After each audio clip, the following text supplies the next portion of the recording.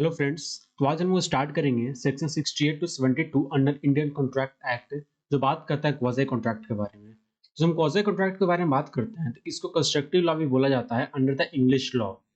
तो अगर हम इसको देखें तो जो प्रिंसिपल ऑफ क्वाज़ी कॉन्ट्रैक्ट है वो बेसिकली एक प्रिंसिपल ऑफ इक्विटी पर बेस्ड है। और इसको एग्जांपल से समझे कि क्वाज़ी कॉन्ट्रैक्ट आखिर होता क्या है। ठीक है, तो सबसे पहले अगर हम इसे एग्जांपल में देखें, जैसे कि इसमें ए होता है, उसका एक बेटा बिना ए के परमिशन के अपॉइंट कर देता है बी को कि वो उसका घर पेंट करे। तो बी उस घर को पेंट करना स्टार्ट कर देता है। ए को पता होता है कि उसका घर पेंट हो रहा है और बी को कहीं ना कहीं पेमेंट का उम्मीद होगा कि वो, क्योंकि उसका घर पेंट हो रहा है। लेकिन ए उस चीज पर कुछ नहीं बोलता है। जब काम कंप्लीट हो जाता है, बी ने पूरा घर पेंट कर देता है, तो ए रिफ्यूज कर देता है पेमेंट देने के लिए और बोलता है कि हम लोग दोनों के बीच में कोई भी कॉन्ट्रैक्ट नहीं हुआ था। तो इस कंडीशन में कोर्ट कहीं ना कहीं एक ऑब्लिगेशन होता है, वो इम्पोज कर सकता है ए को कि वो on the basis of equity of unjust enrichment. क्यों? क्योंकि कहीं ना कहीं बी ने पूरा मेहनत किया है, ए को पता था कि उसका घर पेंट किया जा रहा है और बी कहीं ना कहीं एक्सपेक्ट कर रहा था पेमेंट। तो उस सर्कमस्टांसेस में कोर्ट कंपेल कर सकता है ए को कि वो रीजनेबल वैल्यू ऑफ बेनिफिट जो भी उसने रिसीव किया है उतना बेनिफिट वो पे करे ए बी को। इसलिए इस सर्कमस्टांसेस में ए को कंपेल किया जा सकता है बी को पे करने के लिए, भले ही दोनों पार्टीज के बीच में कोई भी एक्सप्रेस कॉन्ट्रैक्ट नहीं हुआ, कोई ऑफर एक्सेप्टेंस नहीं हो गया हो। तो ये जो कॉन्ट्रैक्ट होता है इसको हम बोल सकते हैं, ये जो कॉन्ट्रैक्ट वो क्रिएशन ऑफ लॉ है और इम्पोज्ड बाय लॉ भी। इस प्रिंसिपल को हम लोग कहीं ना कहीं इस चीज को बोल सकते हैं। तो जब हम बात करते हैं डॉक्ट्रिन ऑफ अनजस्ट इनरिचमेंट पर, कहीं ना कहीं ये सेक्शन 68 टू 72 बेस्ड है और इसको रिकॉग्नाइज किया गया था सुप्रीम कोर्ट के द्वारा in the landmark case of Mafatlal industry versus union of India में इस केस को रिकॉग्नाइज किया गया था। तो ये जो प्रिंसिपल है डॉक्ट्रिन ऑफ अनजस्ट इनरिचमेंट, इसको प्रोपाउंड किया गया था बाय द लॉर्ड मैnsfield के द्वारा। ठीक है, तो हम बात करते हैं quasi contract under Indian contract act, तो दिया गया बेसिकली पांच इसका मेन सेक्शन है, सेक्शन 68, 69, 70 एंड 71 एंड 72। तो आइए हम देखते हैं एक एक करके सेक्शन 68 क्या चीज का बात करता है। तो सेक्शन 68 है वो बात करता है कि अगर कोई भी सेन पर्सन, किसी भी इनसेन पर्सन जो incapable to make a contract है, उसको अगर कोई नेसेसरी चीज अप्लाई करता है तो उस सर्कमस्टांसेस में वो इंटाइटल्ड होता है कि वो रिइंबर्समेंट क्लेम कर सकता है from the property of such incapable person.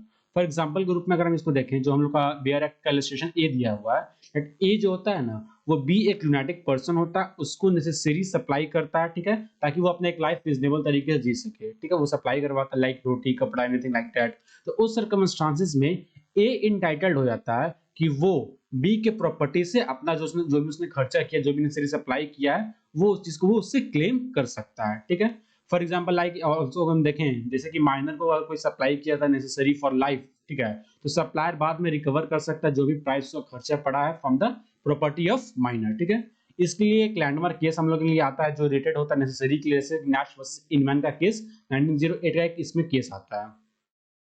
फिर इसके बाद हम बात करते हैं सेक्शन 69 क्या बात करता है। सेक्शन 69 बोलता है कि reimbursement of person paying money due by another in payment of which he is interested.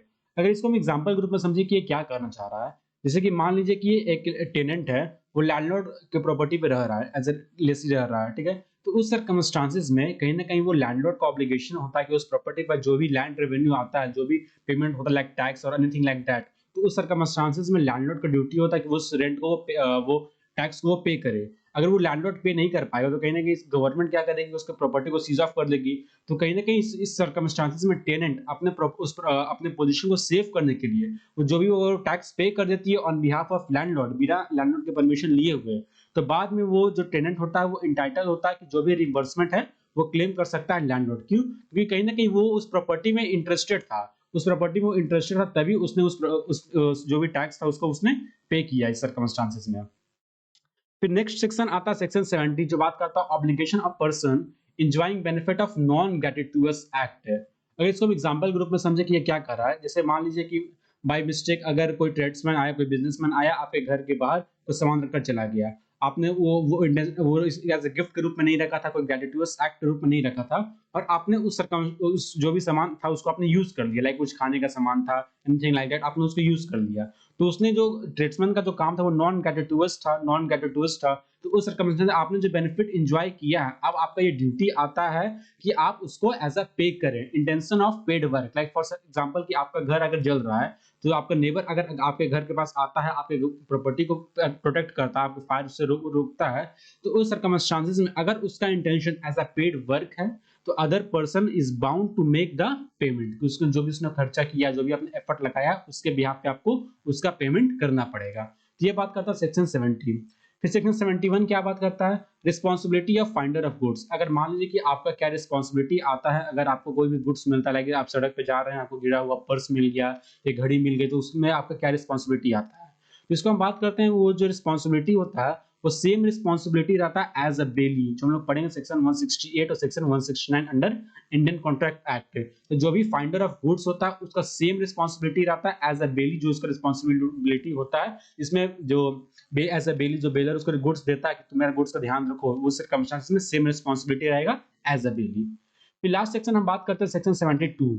ये क्या बात करता है ना, ये बोलता है कि liability of person to whom money is paid और थिंग्स डिलीवर्ड बाय मिस्टेक और अंडर कोर्सन। अगर किसी भी पर्सन को बाय मिस्टेक कोई गुड्स डिलीवर हो जाता है या अंडर बाय मिस्टेक या अंडर कोर्सन, उस सर्कमस्टांसेस में अदर पर्सन उस गुड्स को, जो थिंग्स डिलीवर्ड हुआ है या जो पेड मनी पेड हो गया है, बाय मिस्टेक हो गया है, उसको मस्ट रिपे करे या उसको रिटर्न करे।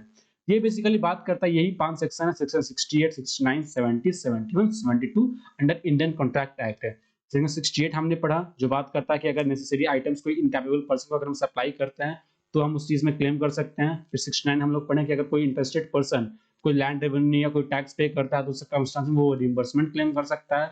सेक्शन 70 पढ़ के कोई नॉन ग्रेट्यूटस एक्ट करता है without intention of doing the free work, तो आपको रिइंबर्समेंट करना पड़ेगा। 71 हमने पढ़ा responsibility of finder of goods as a bailee. और लास्ट सेक्शन हम लोग पढ़े सेक्शन 72, जो बात करता है अगर थिंग्स डिलीवर्ड या मनी पेड बाय मिस्टेक और अंडर कोर्सन हुआ तो आपको must other person must repay और रिटर्न इट।